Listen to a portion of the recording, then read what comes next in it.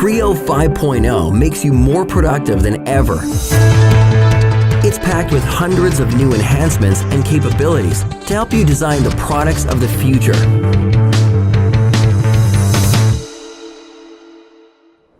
Additive manufacturing is changing product design, and organizations are producing parts that could never be manufactured before. Existing parts are being better optimized to meet the requirements of their product designs. But companies are using a disconnected, multi-step process, leading to inefficiencies and errors. Creo solves this problem by enabling users to design, optimize, validate, and print all within a single environment. What you design in Creo is actually what you print.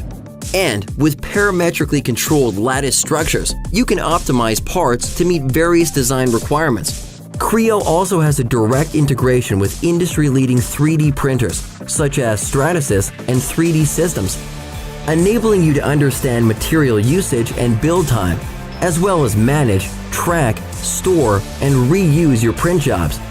This includes the ability to auto-position and nest multiple components to save time and money.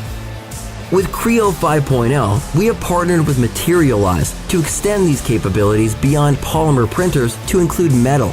And with the ability to create customizable, parametric support structures for the metal printing process, you can design with full confidence. Product design is changing quickly.